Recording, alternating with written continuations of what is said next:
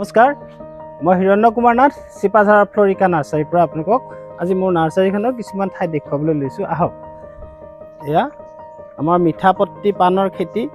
আপোনাক এইটো বেলেগকৈ মই দেখুৱাম বাৰু। ইফালে চাওক, এইখন হৈছে এইটো এটা অদ্ভুত ধৰণৰ গছ, নাগচম্পা বা কেনন বল ট্ৰী।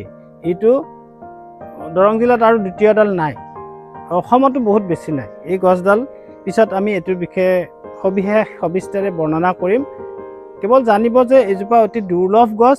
মই আজি 23 বছৰ আগতে আনি ইয়াক বাহিৰৰ ৰাজ্যৰ পৰা আনি ৰুইছিলোঁ আৰু প্ৰত্যেক বছৰে এনেকৈ ফল লাগে আৰু ফুল ফুলে। অপূৰ্ব সৌন্দৰ্যৰ ফুল আছে, ইয়াত আছে বৰ্তমান ফুল। আহক বাৰু, এইটোৰ লগে লগে মই আজি আচলতে দেখুৱাব লৈছোঁ আমাৰ যিখন শীতকালীন পাচলি বাগিচা, সেইখন আপোনালোকক অকণমান দেখুৱাই লৈছোঁ। আহক, এইখন তেনে সৰু পাচলি বাগিচা, অকণমানি এটা ধৰক 4-5 জনীয়া পৰিয়াল এটাৰ কাৰণে আমাৰ হৈ যায়। এইবিলাক হৈছে পুলিবিলাক। এই পুলিবিলাক উঠাই পেলাই আমি মূল বাগিচালৈ নিওঁ। তাত আমি অকণমান দেখুৱাই দিছোঁ আপোনাক কি কিনো আছে। এইবিলাক সৰু সৰু লেটুচ, সেউজীয়া আৰু ৰঙা লেটুচ। এইটো কুচিয়া বেঙেনা বুলি কয়, দীঘল বেঙেনাটো। এইবিলাক ইতিমধ্যে ডাঙৰে হৈ গৈছে। এইবিলাক লেটুচ, ৰঙা লেটুচ, সেউজীয়া লেটুচ। আৰু দেখুৱাইছোঁ এইবিলাক বিলাহী পুলি ডাঙৰ হৈ গ'ল অৱশ্যে। এইটো পকচৈ বা বকচৈ, ডাঙৰ হৈছে, খাব পৰা হ'ব আৰু।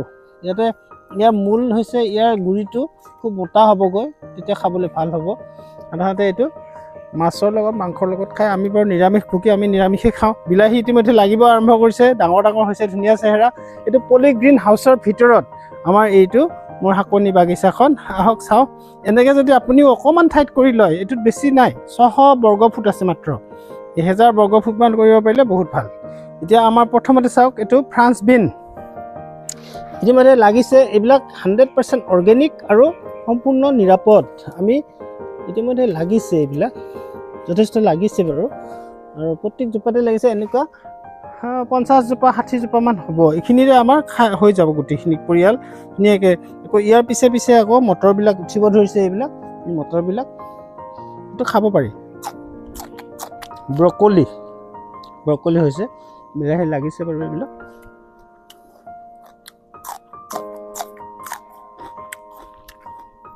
এনেকৈ 4-5টা খাই দিলে হৈয়ে গ'ল আপোনাৰ দিনটো জোখা পাচলি।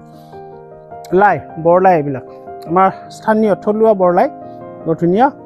ইয়াৰ এনেকুৱা 2টা পাত যদি আপুনি ছিঙি দিয়ে, হৈ গ'ল এজন মানুহৰ খাদ্য হৈ গ'ল। ইয়াৰ কাৰণে আপুনি কেঁচাই খাব পাৰিব, খুব সোৱাদ আছে। সৰিয়হ লাগে খাই পেলাই, আৰু ৰান্ধিলেতো ধুনীয়া গোন্ধ, অপূৰ্ব। এইবিলাকৰ মাজে আকৌ এইবিলাক চাওক, খুতুৰা শাক হৈছে। এইবিলাক খুতুৰা শাক হৈছে। এইবিলাক আকৌ খেতি নকৰাকৈ হৈছে। এইবিলাক খাব পাৰি। গতিকে আমি ছিঙিলোৱে যেতিয়া, আৰু 2টা ছিঙি দিওঁ দুপৰীয়াৰ সাজৰ কাৰণে। কিমান আনন্দৰ মাজেৰে বজাৰৰ পৰা কিনি অনাটোতকৈ কিমান ভাল।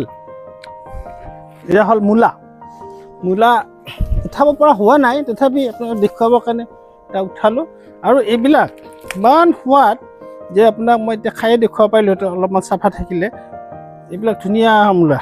এইবিলাক খেতি অলপ কষ্ট কৰিলে হৈ যায়, বেছি কষ্ট কৰি নাই। ইয়াৰ আনকি পাতটো খাব পৰা হৈছে, বা খাই আছোঁ আমি এতিয়ালৈকে। মূলাবিলাক আৰু এসপ্তাহ পিছত খাব পৰা হ'বগৈ, ডাঙৰ হ'ব। এতিয়া অলপ সৰুৱে আছে, তথাপি আজি খাবৰ কাৰণে 2টা উঠাই দিওঁ বাৰু।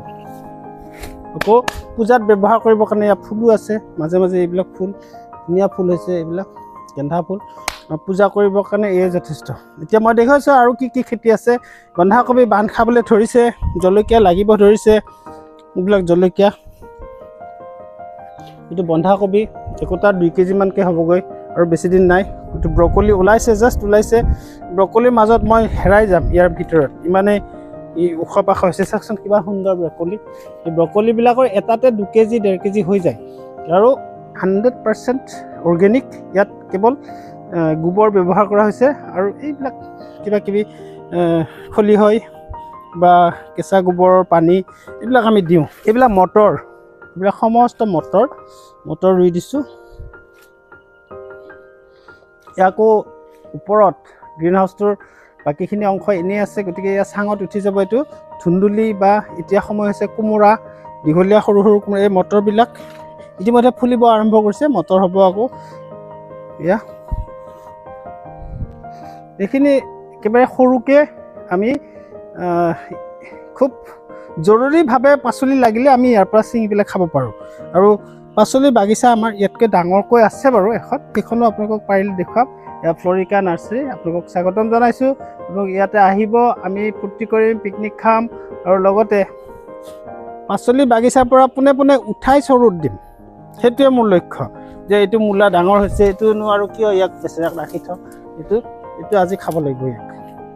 তেনেকুৱা মানে পোনে পোনে উঠাই পেলাই চৰুত দিব পাৰিলে বহুত ভাল, তাত মাজত কোনো লেতেৰা নোসোমায়। এইটো দেখুৱাবলৈ থাকি গ'ল। এইটো চাওক, এইজোপা একজোপা ভেন্দি গছ, ই 12 মাহে লাগে। ইয়াৰ নামেই হৈছে 12 মাহী ভেন্দি। আৰু এইটো মানে গছটো বহুত ওখ হ'ব, এই ঘৰটো পাৰ হৈ যাব, তেতিয়া এডাল জখলা দি পেলাই উঠিব লাগিব। আৰু এই এইবিলাকো খাবলৈ মজা। আপুনি ভেন্দিটো এনেই আমি এই বতৰত ভেন্দি পোৱাটো বহুত টান, কঠিন। এইটো বৰ্তমান ডিচেম্বৰৰ আজি 18 তাৰিখ, ভেন্দি এতিয়া বজাৰত পাবলৈ নাই। কিন্তু এইটো গোটেই বছৰটোৱে লাগিলে বিধানৰ কাৰণে লাগিলে মোক ক'ব, মোৰ ওচৰত বিধান আছে। আৰু এই ভেন্দি এডাল গছত 1 পাচিলৈকে হৈ পাইছে মোৰ হাতত। গতিকে আপোনালোকে এইটো ভেন্দি যদি খেতি কৰি লয় বছৰটো খাব পাৰিব, আৰু জখলা বগাই ভেন্দি ছিঙিব পাৰিব।